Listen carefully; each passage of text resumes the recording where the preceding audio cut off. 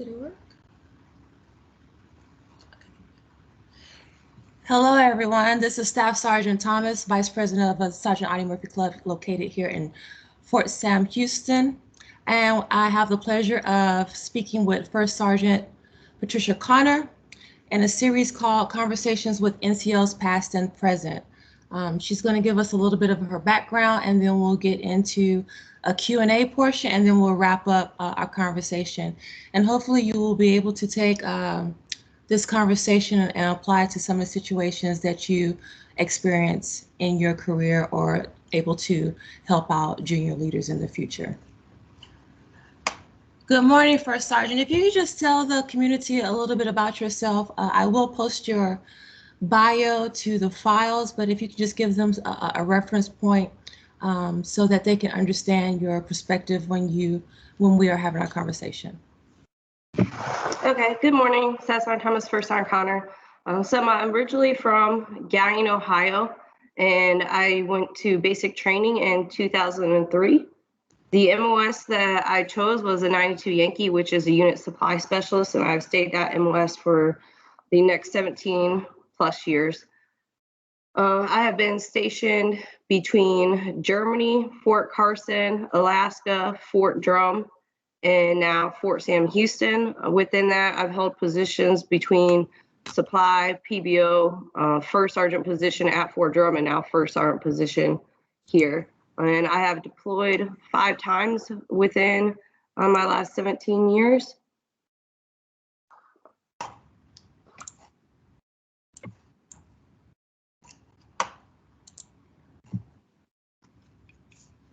Okay, so we'll get into the Q&A. First Sergeant, if you could tell us a little bit about ACT and how a soldier can utilize ACT, or what is the purpose of ACT from your perspective? Roger. So the purpose of ACT is, number one, for sponsorship, especially for these junior soldiers, being able to reach out to an individual of their gaining unit. It is also for mentorship. So NCOs, soldiers, officers can go in there, they can select someone if they want to be their mentor.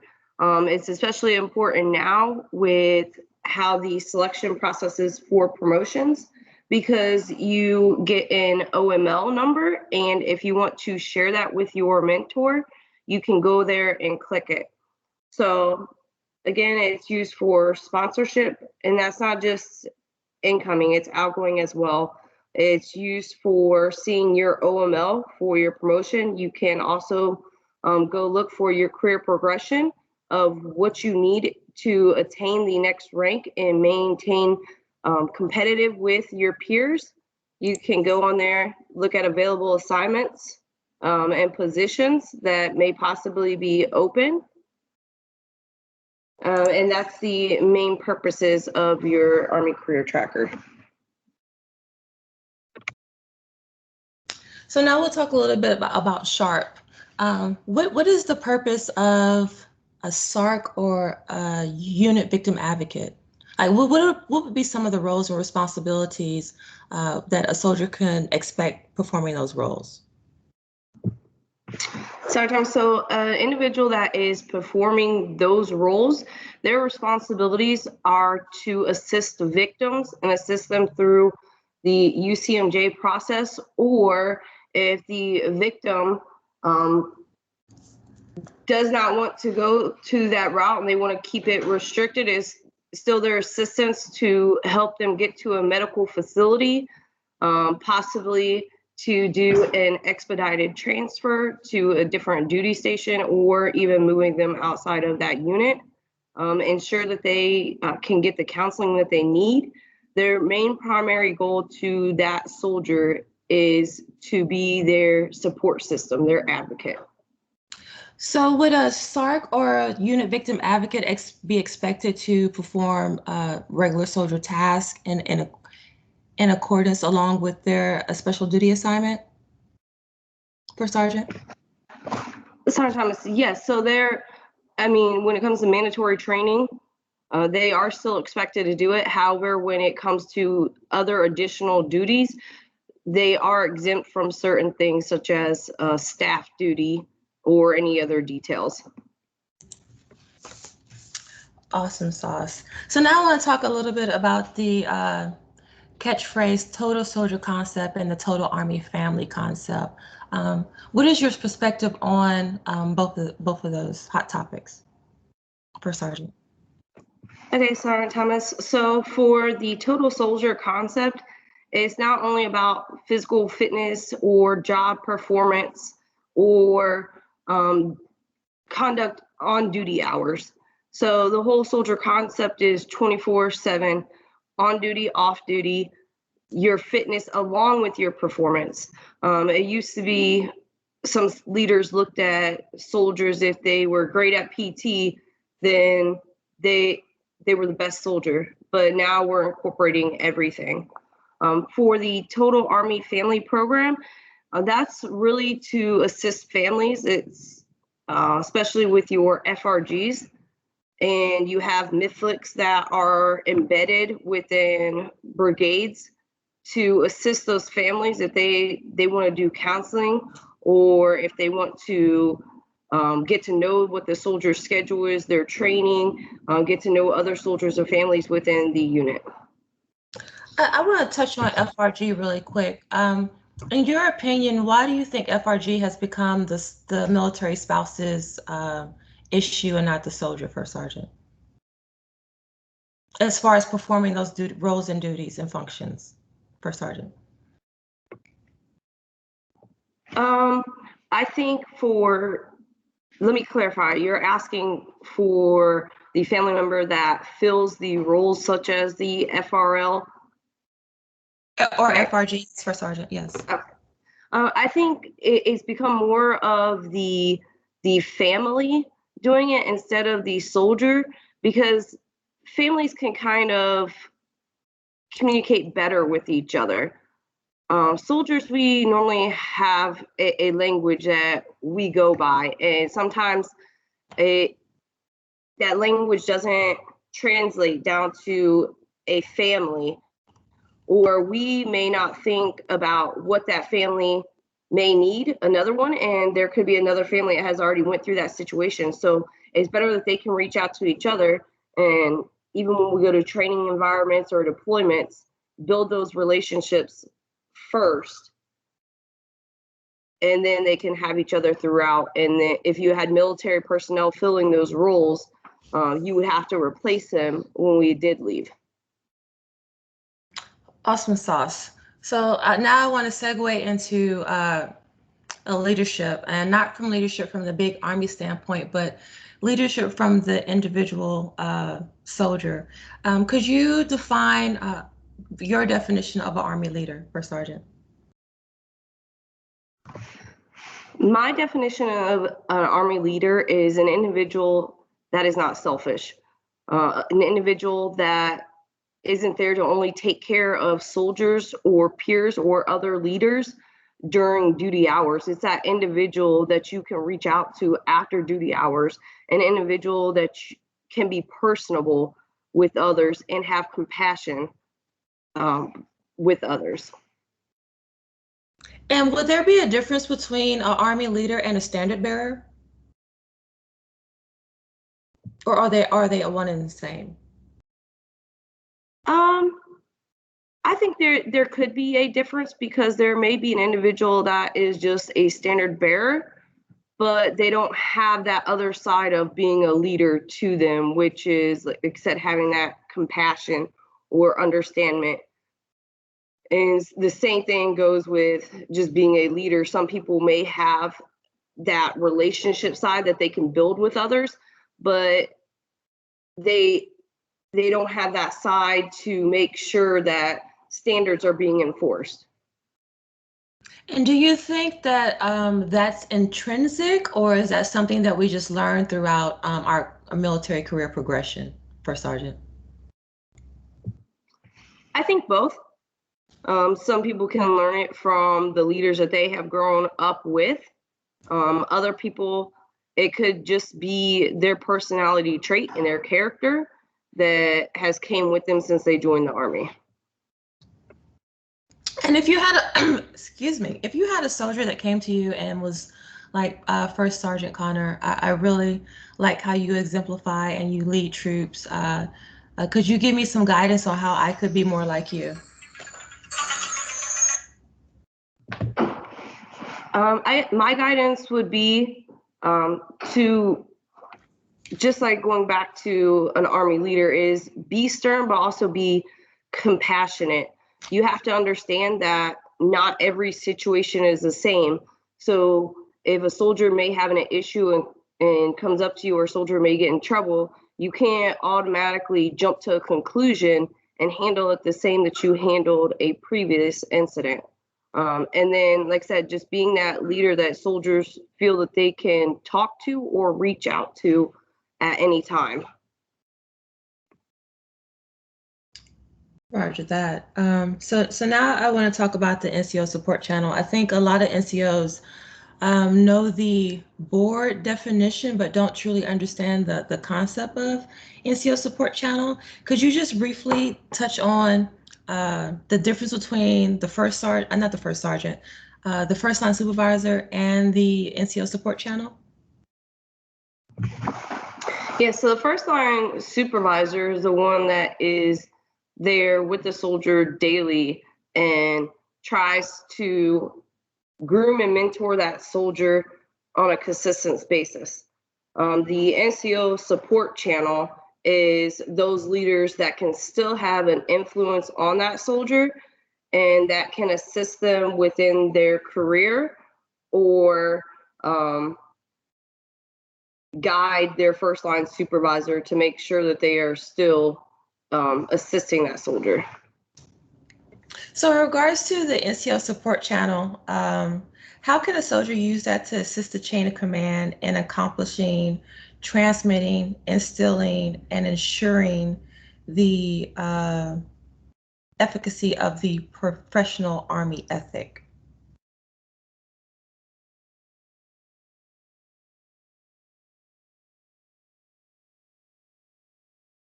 So sometimes I would say with that is the NCO support channel can assist with helping break down the commander's intent, because we get the mission and we get the commander's intent, but it is our job within the NCO support channel to make sure that that is met and that the soldier understands. And to caveat, excuse me, and to caveat on that, how can the NCO support channel assist in taking care of soldiers and their families, both on and off duty? NCOs can assist in taking care of their soldiers on and off duty by making sure that they know the different agencies that are available, not only on post, but off post. Before you, I'm sorry to interrupt, but how important do you think that is to be able to know that your different agencies on and off post? I think it's very important, because a lot of soldiers, they don't understand where they can go, or they may know the agencies, but they don't know their specific roles that can assist them. And so they might think that Army Community Service can assist them this way, but actually that's not who they should be going to. Or some families, they don't want to see anyone on post because they think that stigma is out there and they're going to be judged. So they would rather be able to take advantage of off-post facilities. Understood. And how would the NCO support channel teach soldiers the mission of the unit and developing individual training programs while supporting the mission? So with that, they would first introduce the soldier to the unit's medal and go over the short range and long range training calendar. Can we just talk about that? Because a lot of people don't know what a medal is, or understand or comprehend long and short range training calendars for Sergeant. Okay, so your medal is your mission and essential task listing. It's different for every unit. It is what they have to be able to be trained on in order to say that they are prepared for deployment. Each unit, as I said, has that specific role, and their short and long range training calendar should be culminate events and training that are taking place, and at the end they should have a culminary event that brings all that training together, and then that should put that unit as being trained instead of as a P for practice. This is mainly unit status report language that I'm talking about that is reported up to higher, and that's how higher will dictate some units' missions of saying that this one is going to deploy above this one. And then how would that soldier utilize that information to either prepare or be able to understand the short and long range training calendar, or decipher between the two, First Sergeant? Okay, so they can use that for multiple things, looking at it and knowing when they're going to be gone to help set up their family. And this is just even in garrison with the training. They can plan their leave time around it. And then also looking at that, they can look at what training is coming up, and then they can already familiarize themselves for that training, so they have a little knowledge ahead of time, and they can prepare what gear that they would need. And the short range calendar is what's coming up within the next 6 to 8 weeks. And your long range would normally cover a year out. And lastly, the NCO support channel, how would that be able to assist achieving and maintaining courage, candor, and competence, commitment, and compassion amongst soldiers, First Sergeant? Can you say that one again, Sergeant Thomas? Roger that. So how could I utilize my NCO support channel to help me maintain my courage, to be candid, to remain competent, committed to the mission, and compassionate to the Army, First Sergeant? Okay, Sergeant Thomas, so you can use your NCO support channel by first not being afraid to stick up for yourself. If you think that you are right, and your first line supervisor or your leadership doesn't agree, then you can use your next NCO within your chain of command to go and push your issue further. Also, you can use those leaders as mentors. You can pick the ones that are within your MOS or even ones that are outside your MOS, so that will help you with your career progression. And why do you think soldiers in present time Army are afraid to be candid about how they feel or what they're going through, First Sergeant? Sometimes I think that sometimes you don't have that leader that listens and understands their situation.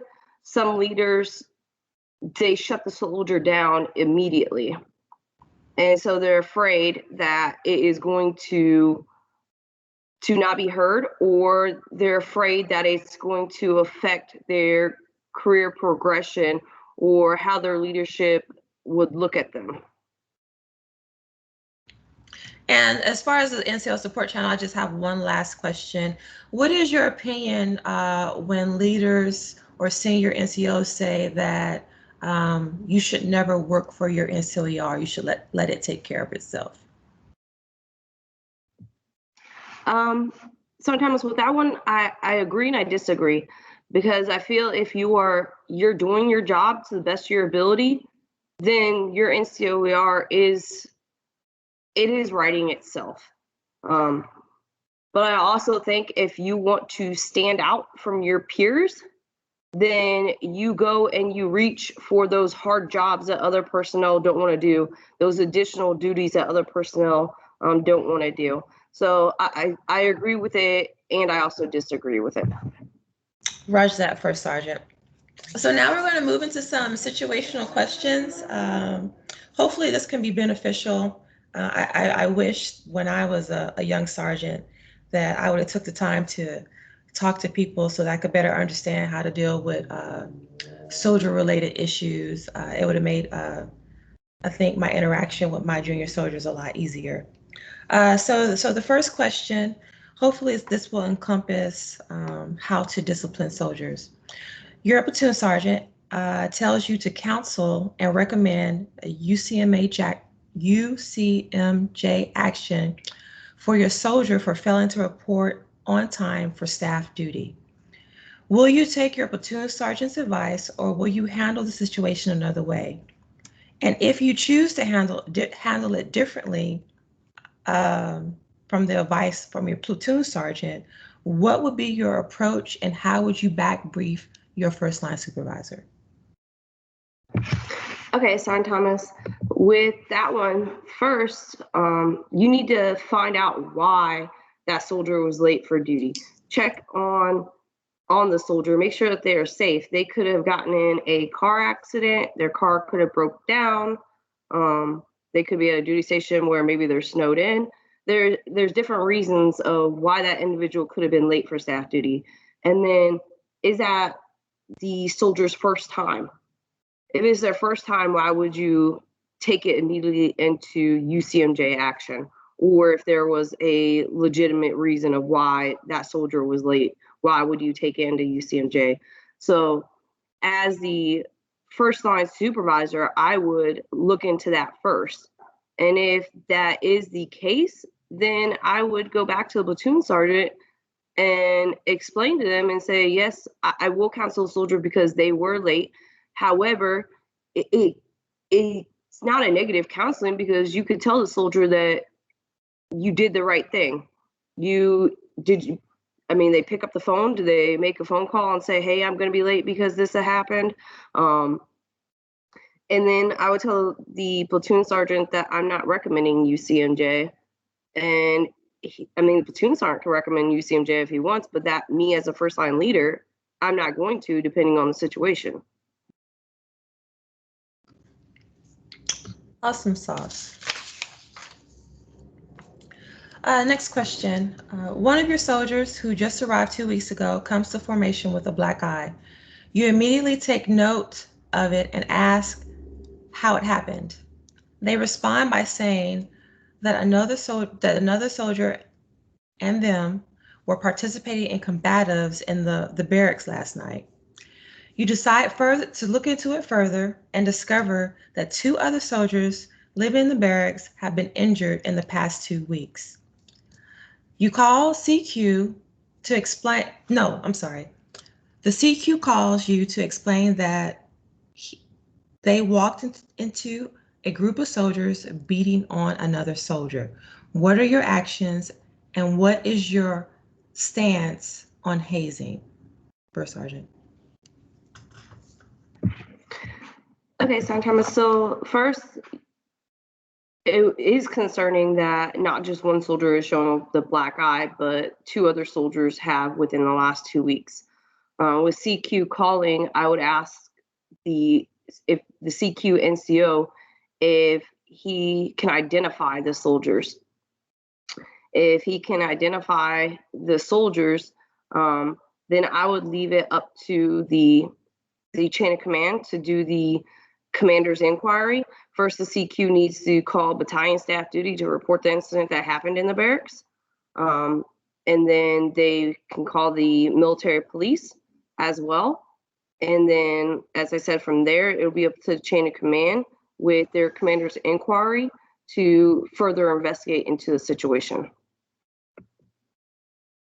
Do you think this type of situation would affect the morale of the company, First Sergeant?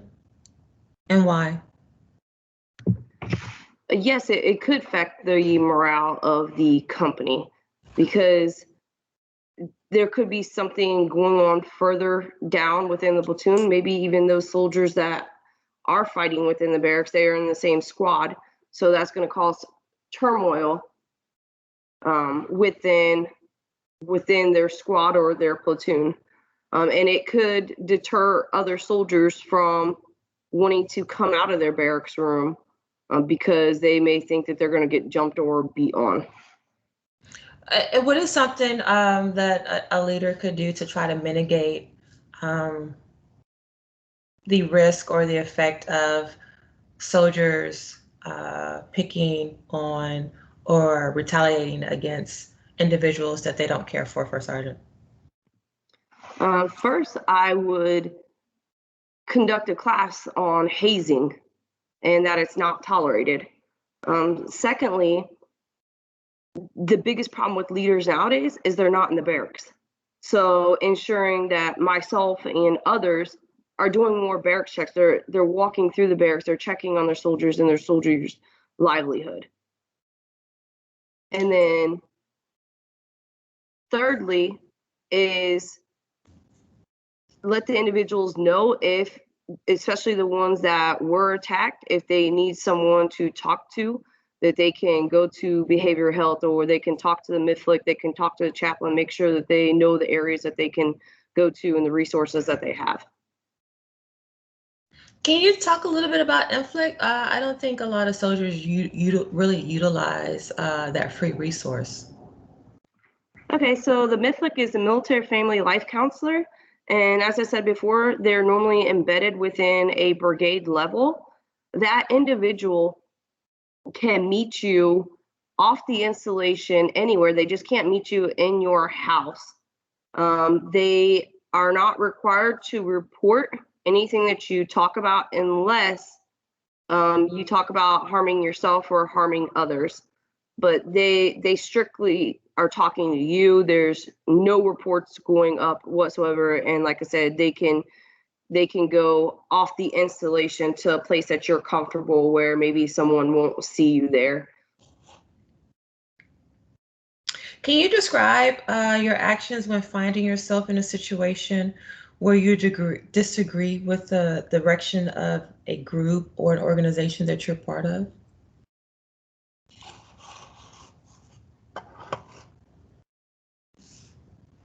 Can you repeat that again, Sergeant Thomas? Roger that, First Sergeant.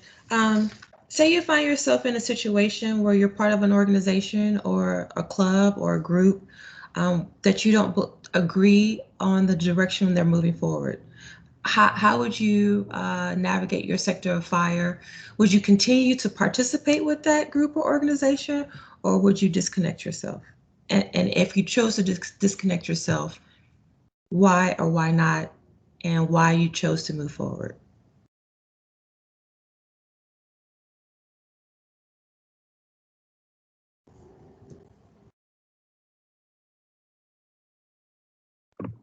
So, Sergeant Thomas, with that one is if an individual disagrees with a group or the direction that they are going, that individual should speak up and they should voice their concerns, because maybe the other individuals in that group have a different mindset, and maybe the direction that you want to go, they're not even thinking about. And it could change the course of action, or the way that the direction that they're going into.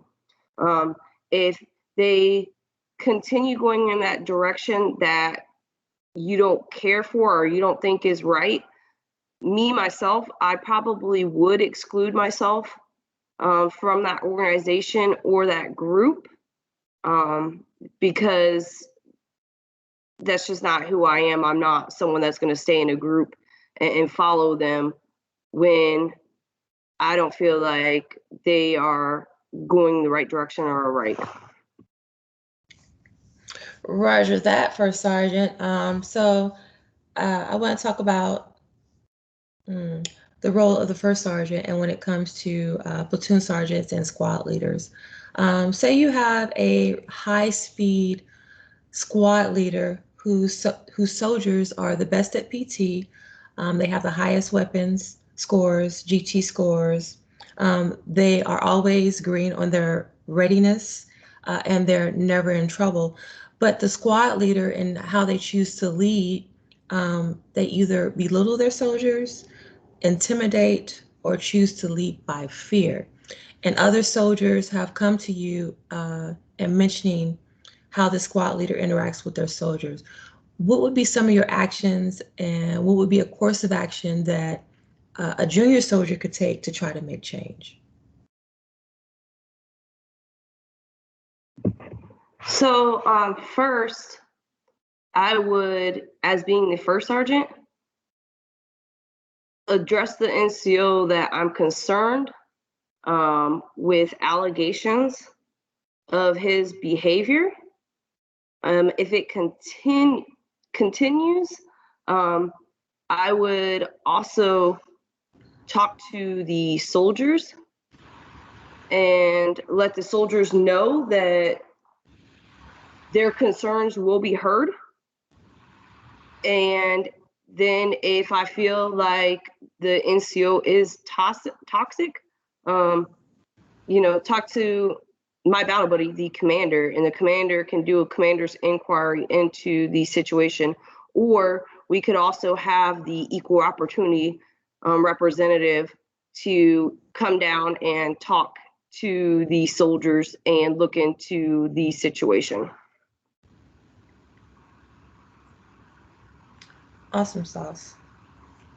So continuing on that path of a leader who doesn't exemplify Army values, say you just PCS and you get to your new location and you become aware that you have been embedded into a company culture that is toxic. You have NCOs who leave without NCORs.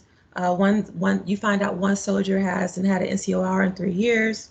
And so senior leaders don't take physical fitness tests. Junior soldiers don't go to their NCOS as required. And soldiers leave without, although not required, PCS awards. What are some things that you could implement or try to do to make a shift in that culture for Sergeant?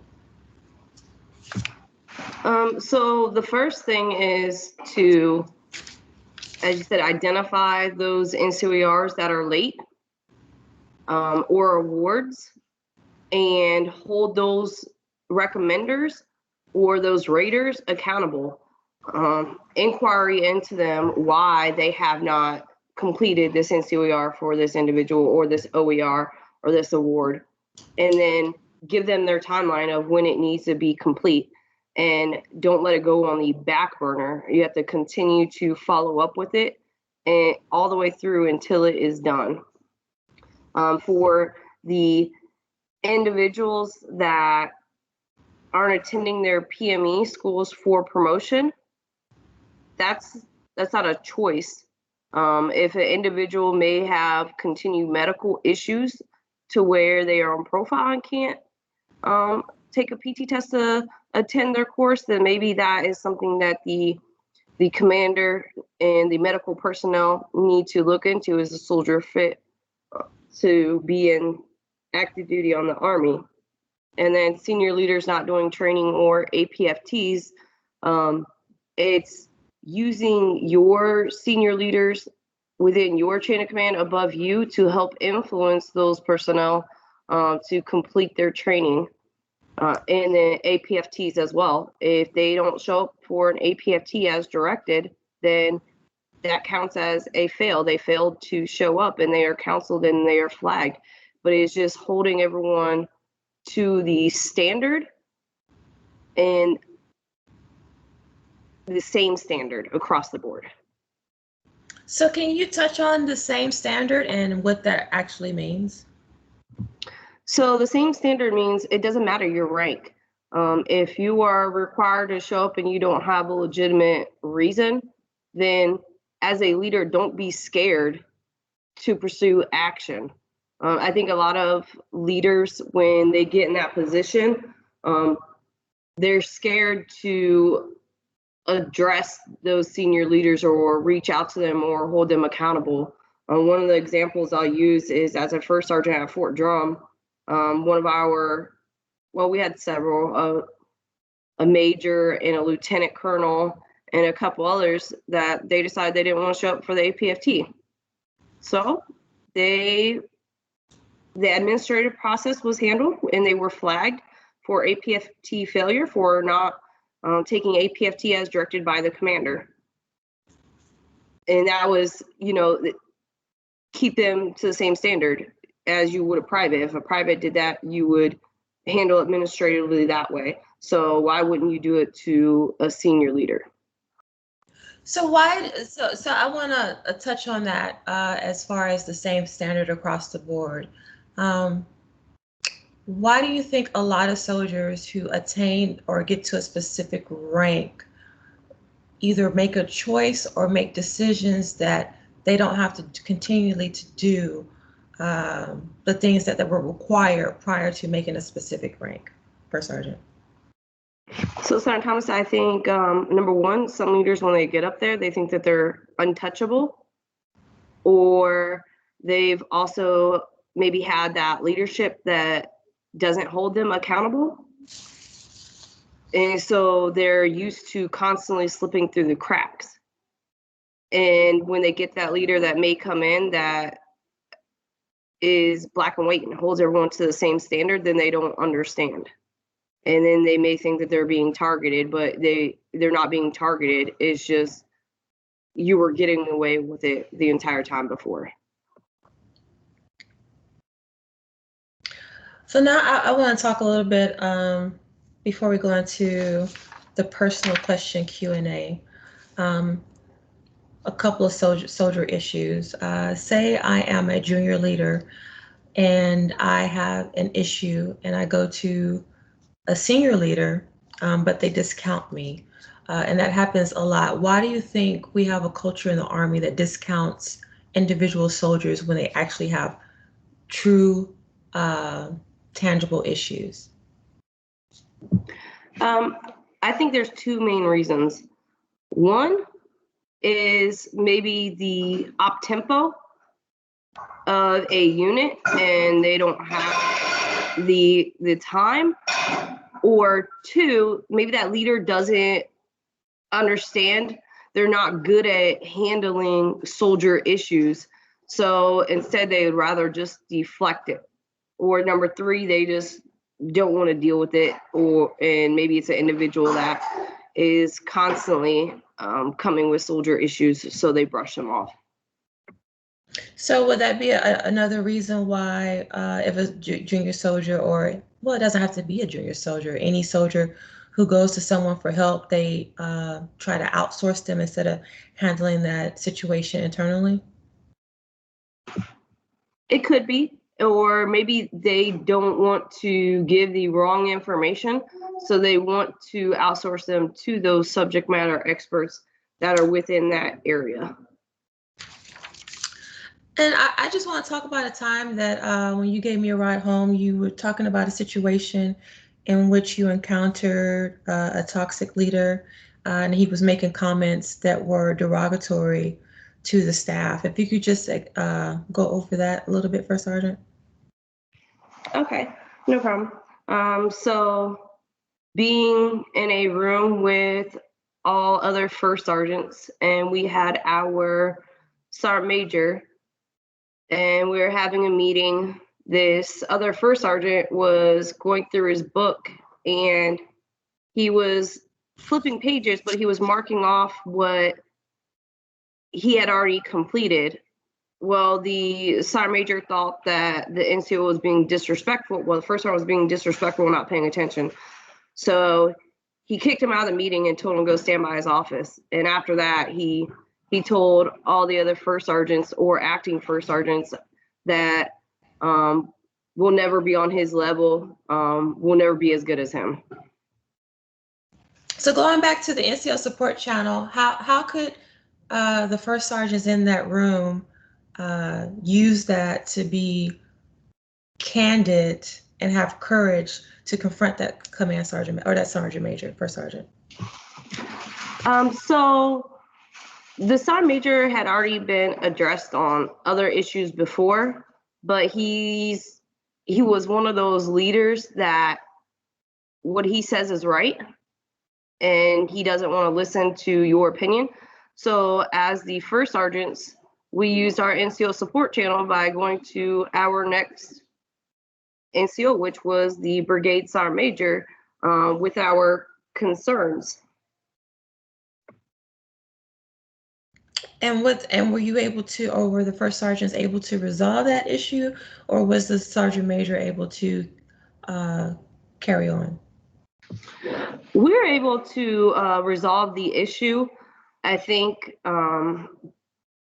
maybe a one-on-one conversation that had happened with the brigade sergeant major had changed his view on some things, because after that he would listen a little more, just a little, and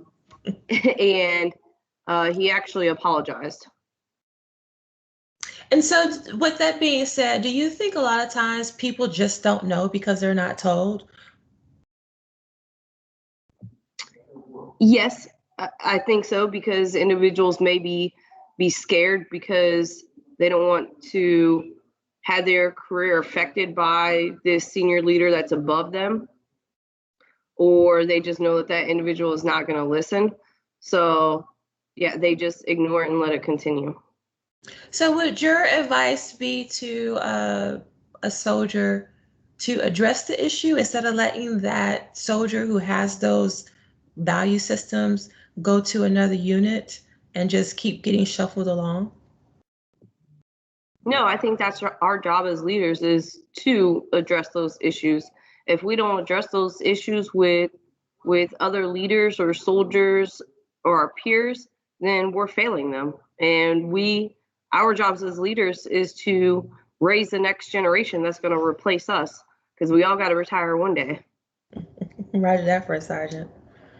Oh, well, that was awesome. So now I would like to ask you a few personal questions. Um, what would you tell, or what would you want to know between the ranks of private to sergeant? Like, if someone could have whispered something into your ear to give you some guidance to help make your path along the way a little bit easier, what would that advice be? Or what would you have liked to know to make your path a little bit more easier?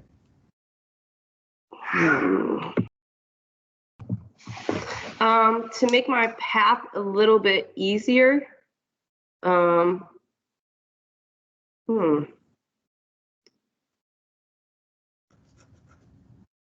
I guess just understanding a little more about the military and about the different rank structures, because coming in, really wasn't given that.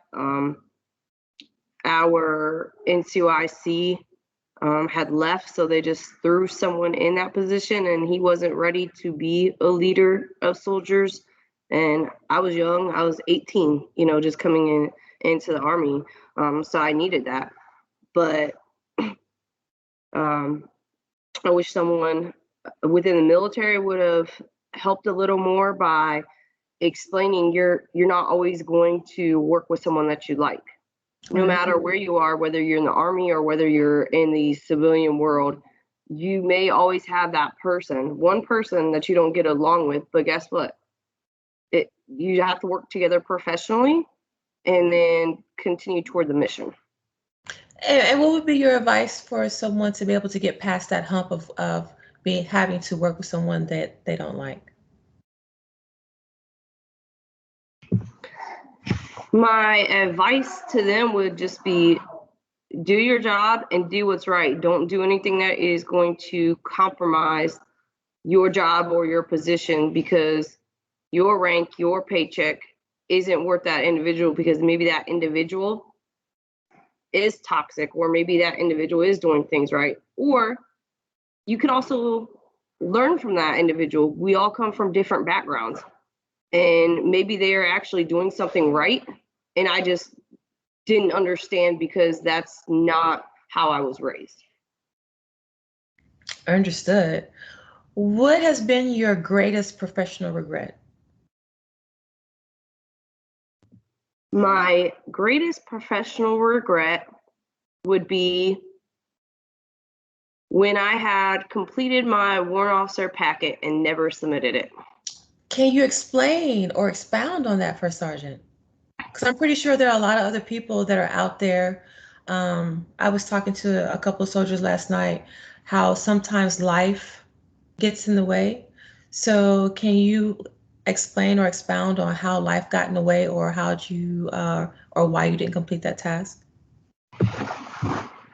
Yes, so I had completed my packet. This was in 2012 during my deployment. At that time, they had just changed it to where they didn't waive the physicals for individuals that were deployed anymore. So I was trying to fight to get my physical done while I was deployed. My location that I was at, they couldn't do it. And the next closest location was Bagram, but Bagram said that they were, well, Afghanistan, said that they were only doing the physicals for flight warrants. So I had to wait till I got back. Once I got back, I was already on PCS orders to go to Alaska. It was a pretty quick turnaround. And with me being supply, your job is very critical when you redeploy and getting that equipment accounted for. So I didn't submit my packet or didn't get my physical done. And then I PCS. So my PCS, my letters of recommendation, they were getting ready to expire. So by the time I would have got my physical, I'd have to do it again. That leadership there didn't know me. We didn't have a senior 920 Alpha or warrant officer that I needed to write my recommendation at that time. So I just kind of gave up on my packet.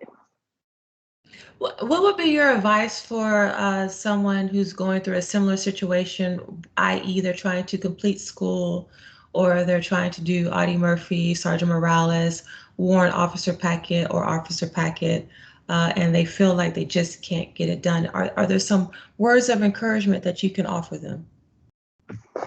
Yes, just if that's something that you really want, you will make that time and put in that effort to do it.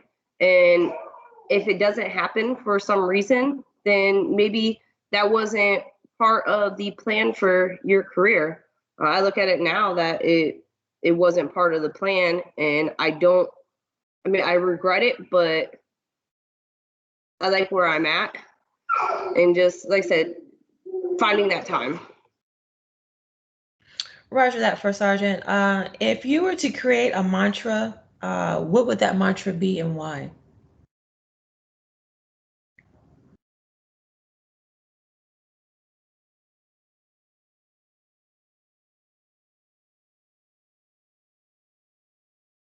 Just 1 second, Son Thomas. Roger that, First Sergeant.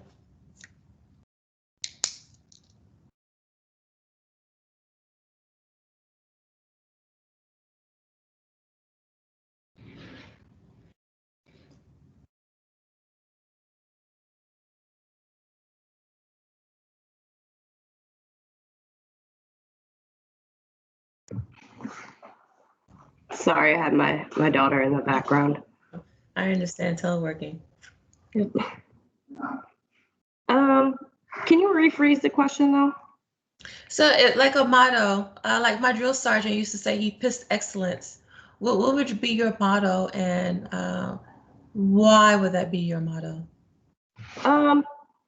So this really isn't my motto, but I really liked it, and I've kind of kept that with me. Is when you leave somewhere, think about, do you want to leave a thumbprint or a handprint? Oh, I like that. You can think now Sergeant Major De Leon, when he was my first sergeant at Fort Carson, that was his motto. I really like that because it's all about the impact that you leave when you leave that organization. Roger that. That's some good stuff. And last question. What has been your biggest lesson learned over the course of your career?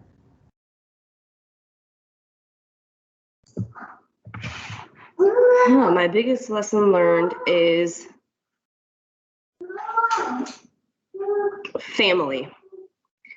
I would say my lesson learned is work is always going to be there, and it's going to continue to pile up. So being at work and burning the midnight oil every day is great maybe for your career because you're completing stuff, but it's not great for your family. Your family, you know, is at home. You don't see them. You get home, maybe you shower, you eat, and you're going to bed just to get back up in the morning. And I think that's why a lot of families in the military fall apart. And then my other part to that is just taking care of other individuals. I've really, I take that to heart within my career, and I've learned that you have to do that. You can't just push them to the side. And like I said, that goes for all ranks because we all need someone to assist us because we don't just make it to the level that we're at on our own without someone, you know, properly guiding us or taking care of us, mentoring us. That is so true. Could you offer some words of encouragement to future sergeant first classes, first sergeants, as to how to navigate in a time where honesty is not always appreciated and holding people accountable is not always appreciated. Being a standard bearer is not always appreciated. My words of advice is we're not here for likership. We're here for leadership. Oh, can you say it again, First Sergeant? We're not here for likership. We're here for leadership. So holding people accountable, it may get individuals to push back or to not like you, but that's fine. And then my other words of advice and encouragement is just never stop, continue. A lot of people get to a certain level and then they come to this halt and they are satisfied, I guess, where they're at and want to just retire and go out the door. But you're still a soldier and you still have soldiers that may be under you that need your assistance. That's good stuff. First Sergeant, I want to thank you for your time. Hopefully this conversation can help other individuals navigate their sector of fire in upcoming months and progression of their career. It is greatly appreciated. Thank you for your time. I'm going to leave your email if anyone wants to reach out to you for further guidance or assistance. But again, thank you very much, First Sergeant. No, thank you, Sergeant Thomas. Okay, over and out.